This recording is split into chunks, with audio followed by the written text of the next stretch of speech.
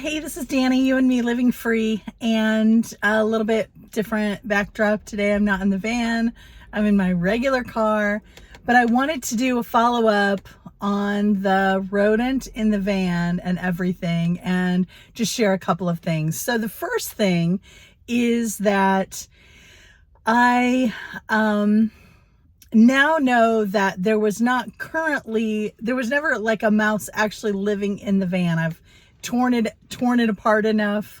Never saw any more evidence or anything like that. So what was left to do was to clean up and make sure everything is scrubbed down, thrown away where necessary, all of that, re-cleaned and organized. And I am still going through that process because it is a lot of work.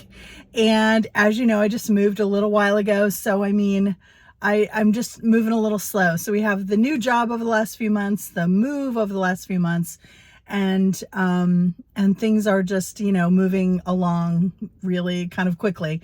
And that working in an office every day, 8 hours a day is a lot. It's a lot to get back in the routine of and to working and everything. I work really well from home, but but it's just hard going to the office day after day. So anyway, but I do love the work that I do. You know all that if you've been watching me, so I'm not going to bore you with that, but I wanted to give an update on the van and the mouse situation. No longer there, never found a nest. It must have been transitory and looking for food. I found some little torn apart baggies that had like, I was kind of cracking up because one of it had like this immunity boost, kind of fruit punch type drink mix.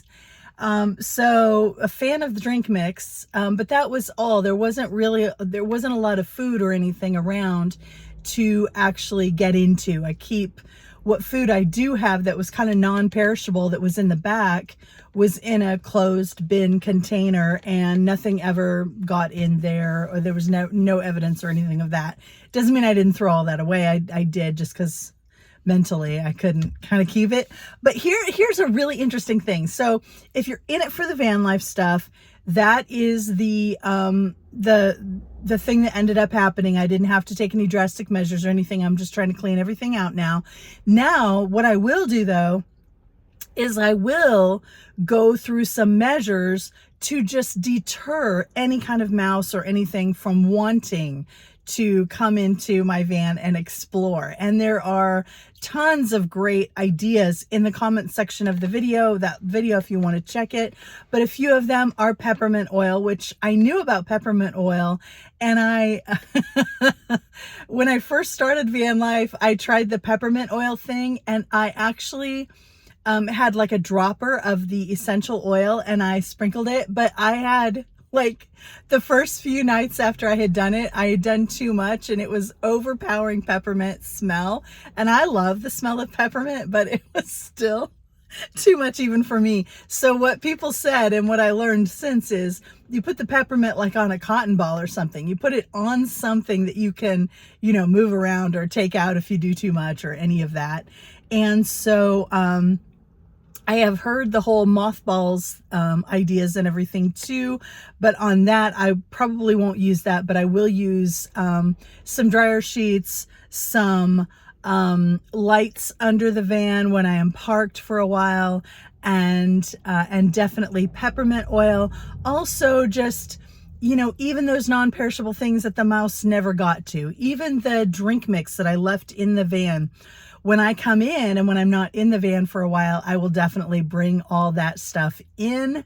And so, just preventative measures, because I don't want to be in that situation again and have to decide. Now, here's the interesting thing. If you're in it for the van life stuff, that's the important information. If you're in it for kind of like the vlogging and like what's going on in life and the observations, because I'm really big on, we have these situations, we have everything we're going through in our lives, but really the main place we live is inside our own heads. We really do. So not saying that these external things happen and everything, but even how we deal with any of that is internal in our own heads. So I do a lot of work on my perspective and how I can see things that is more empowering, right? So as I'm reading the comments in my video about having a rota in the van, it was fascinating to me because I had this big reaction like, this isn't the end of the world, but it almost could be. And I loved every comment would be like either reinforcing that, like, oh, I can see why it's a big deal for you. It would be for me too, to everything in the gamut, ranging from, mice are kind of cute if you actually just look at them, and it's just one of God's little creatures and it's not going to hurt you. Like the responses ran the gamut and everything was there. And it reminded me of something, of a principle, that how you know things, but then they come back around to teach you again.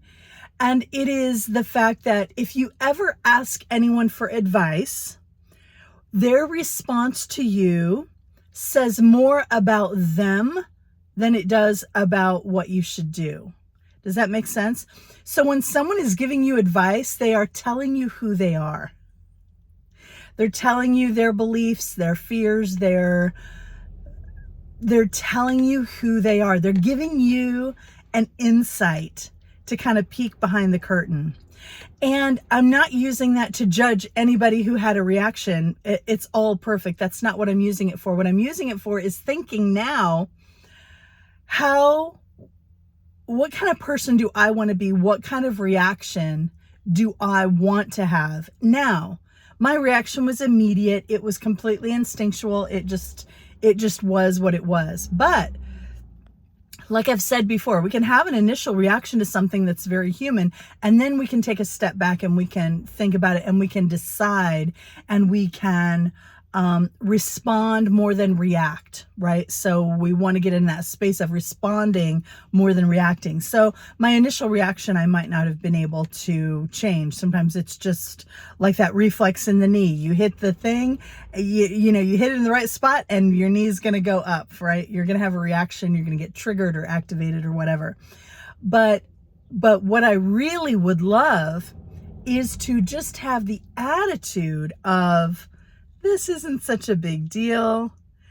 In all the problems you could have in life, it's a pretty privileged problem actually to be like, oh, in my second vehicle that I travel in, I have this, this issue, and I have a house where I have an apartment where I can live while I resolve this issue, and I don't even have to drive the car because I have another vehicle. It just put things into perspective for me as I read all of these responses, and I thought, what kind of a reaction would I really like to have? What would it serve me to have? And how can I kind of move into that space a little bit more? But anyway, it's just kind of interesting because I always feel like, life is kind of always bringing up those things that are there for us to work on, whatever we're ready to see, and things like that are coming up for us to heal them, grow from them, feel them, do all of that stuff, right? So yeah, I thought that was interesting. So there's our resolution to our rodent thing. I don't think I'm even going to show like clips of me cleaning out the van because most of it's just boring. And then some of it's like, ew. And I don't want to, I don't want to do all that. Plus it's just going in little bitty pieces. And those videos that are full of little bitty clips take forever to edit and that kind of thing. So, my channel is just more of a kind of free-flowing thought and less of the, ooh, cool video edits. I could do all that stuff, but it takes too much time, and it isn't really what I'm about. So that's it, I think. I hope you have a glorious day. And next time I'll share a couple more work mantras. I think that was a really good video, and I've got a couple more that I'm working on. So maybe I'll share that next. Thank you so much for being here. I'll catch you next time. Let me know in the comments if you made it to the end. You deserve a medal. And also extra thanks to my patrons on Patreon. Thank you so much for the extra added support and love. So sending you 2 tons of love, and I'll talk to you next time.